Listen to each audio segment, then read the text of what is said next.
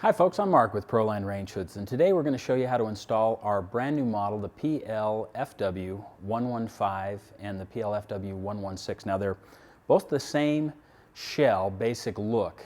They both are 900 CFM. They both have the same LED display, 4 speeds, all stainless baffle filters, 8-inch outlet.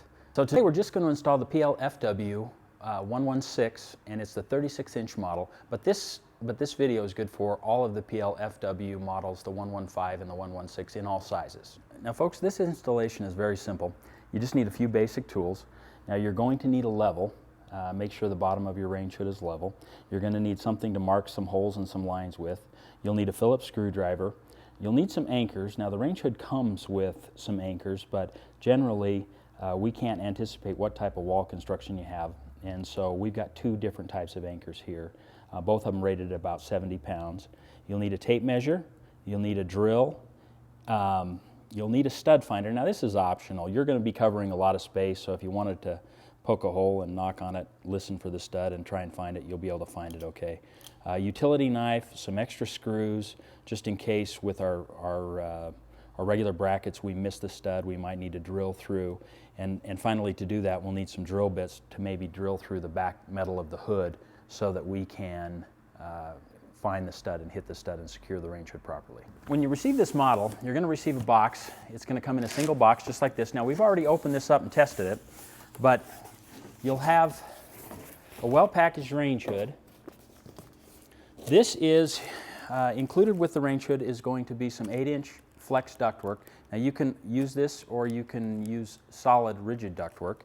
You're also going to have some instructions here, and you'll have some basic screws and fittings.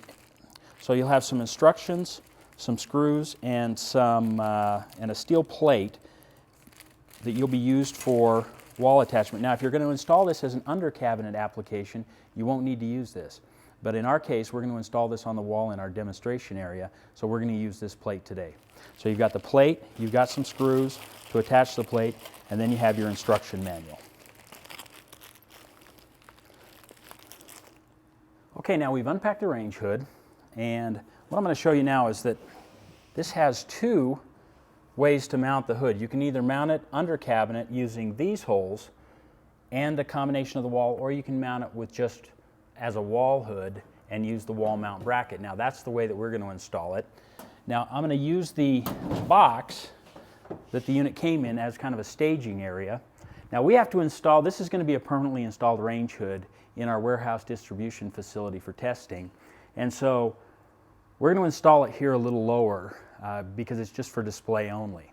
But in your case, you're going to want to install it between 30 and 36 inches from your range hood. Because all my fasteners will go through the back of the hood, I'm going to need to use these holes and the mounting bracket. So one of the first things I want to do, use the mounting bracket, use the hardware.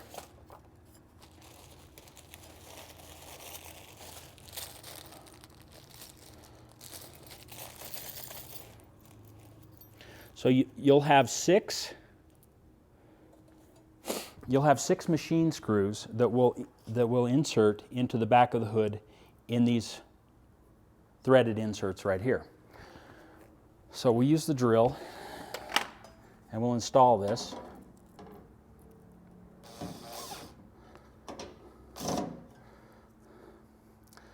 Next, we're going to make a pattern for the back of these. Now, ideally, in a perfect world, all of these would land on studs. My luck, that never happens. It just doesn't. And so we are going to have to go back and probably drill a hole in here and possibly in here in the range hood to make sure that we get a firm attachment to our studs. So now I'm going to show you how to make a pattern. It will make installing your range hood a lot faster, a lot easier. What I've got here is a piece of cardboard. This came from inside the box, from the packaging. If you don't have a piece of cardboard that's big enough, or if you ruin this, you can cut a piece from the front of the box. Most important is you need a nice straight line. So this is the width of the hood.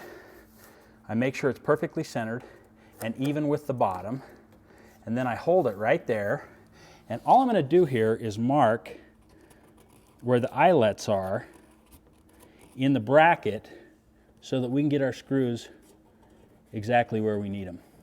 Now I'm also going to trace the outline of the bracket so that I can get the hood perfectly centered. Now some of our larger hoods might have 2 of these brackets. You'll do the same thing if it has 2. So there you have it. We have a perfect spot to drill our holes. We'll drill each of our holes right in the top of that eyelet, and then this will mark the bottom of our hood. So now we'll go to the wall, we'll position our hood, and we'll make a level line, and we'll center it up with the center right here. The next thing we're going to do is we're going to mark our center lines and our bottom line where we want the bottom of our range hood. Now in your application, you're going to want to have the range hood at least 30 inches. Now some people will tell you lower. I like to put them at least 30 or 32 inches off the cooktop and up to 36 or even 40 inches, 42 inches off of a barbecue. So we know what I'm going to do, we know our range hood is 9 7/8 tall, so 10 inches. My line, I need to be about 1/8 of an inch down from here. So I'm going to measure down, and I'm going to put a mark at 10 inches from the bottom of this. And then what I'll do is just draw a level line right here. So this will be the bottom of my hood. Now this is what I'm going to line the bottom of my template up with.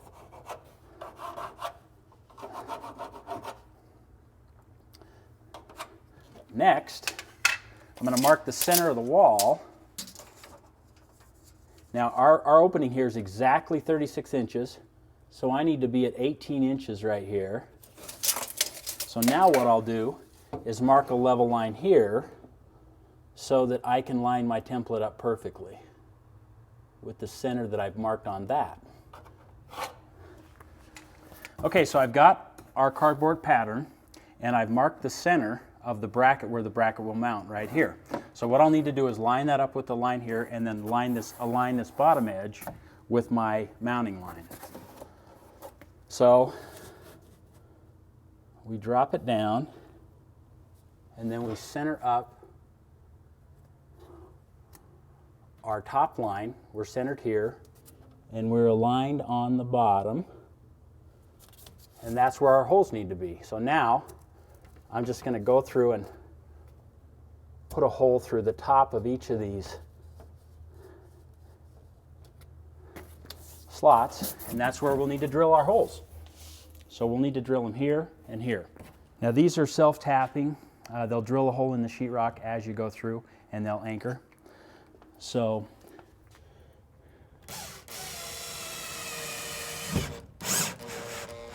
very simple, very easy to use.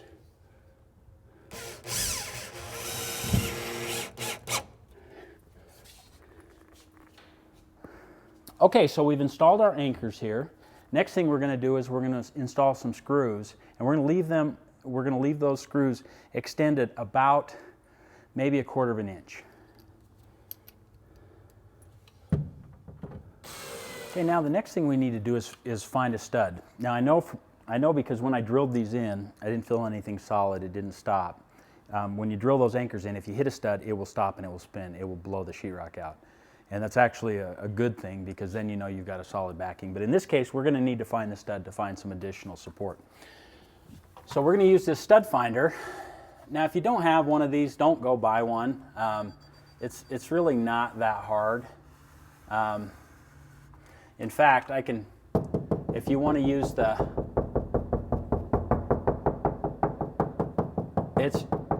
it's about right there. I mean, you could punch a few holes and find it. But yeah, it's right there. That's right where I said it would be. And so what we're going to have to do is we're going to have to go back, and we're going to have to drill a hole in our bracket here to match up with the stud. But what I'm going to do is just mark it right now so that it's easier to drill the hole and it's faster. So I'll just put a line there, and I'm going to put a line down here at the bottom, just so underneath, if I want to attach something from inside the hood, I can do that. Now also in this case, where we have support on both sides of the range hood, if you were going to install this as a wall hood and you have support on both sides of the range hood, you would drill a hole through the side of the range hood to support into these walls. We're not going to do that in our demonstration area, but it's something you can do at home. Okay, so with that, we're ready to hang the hood. Now in this case, where I'm installing the hood low, I don't really need any help, but you may want to get somebody to help you. It weighs about 40, maybe 50 pounds.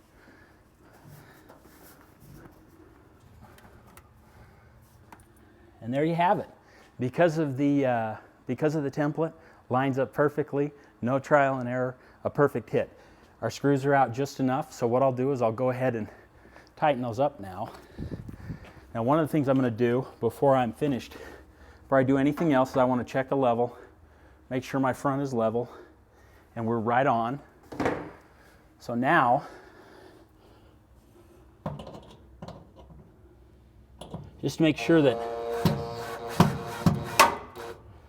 these don't fall, we'll go ahead and tighten this up to the back. Now for our demonstration here, what I'm going to do is where our stud is right here, I want to put a screw in right there so that we attach the stud. Now you saw how strong that plate is. We have 6 machine screws in the back. It's not going to go anywhere. And for our warehouse here, for our demonstration area here, this is perfect for us. Now in a permanent installation in your home, you may want to add a few screws, like I said, in the sides, through your side support, and maybe an additional one here in the back. So what I've got a drill bit and one of our grabber screws. So I'm going to install that right in the back.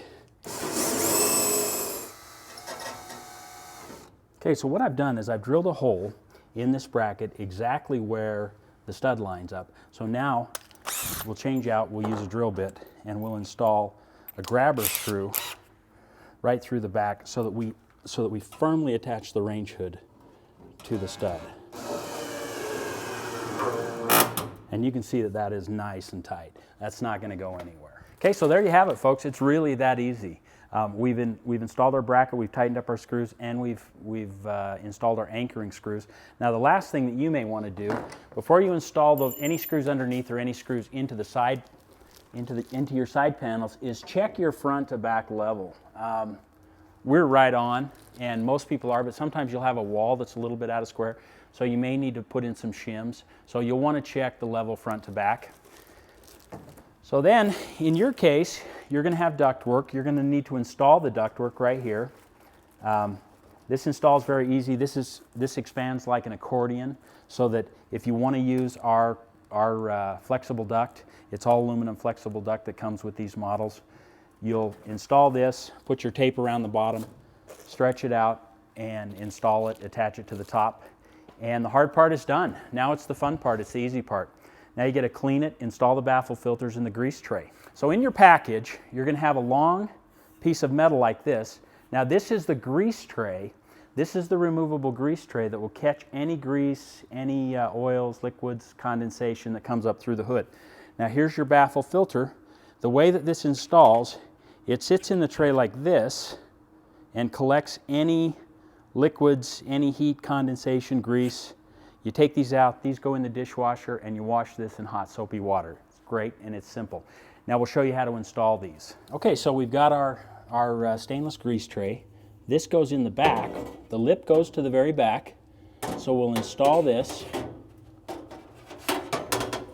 right up in here, and it slips in that channel right in the back. And push it down. And then the baffle filters, very simple, easy to install. Put them in the back first, and then slide them to the front, and then drop them in, and slide them to the side.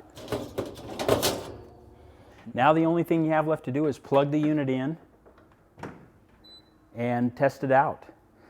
So right here, the first button is going to be your automatic mode. One touch of that puts you in auto mode. There's a sensor right here that will sense heat and smoke, and it will increase the fan automatically. The light button is right here. Your timer is right here. You can hit the timer button and then increase or decrease the number of minutes you want to leave the hood on before it shuts off. Now to operate the hood in just normal mode, speeds 1 through 4, what you're going to do is turn off auto and then just push the plus button. That'll take you to speed 1, and then it steps up to speed 2, speed 3, and speed 4. So you can see that at this speed, we're at 900 CFM, still a very quiet range hood. Now let's back all the way down. Even on this speed at almost 400 CFM, you can barely hear it. One of the quietest range hoods on the market. So there you have it. Thanks for watching. If you have any questions, drop us a note online, give us a call on our 800 number. Thanks for watching.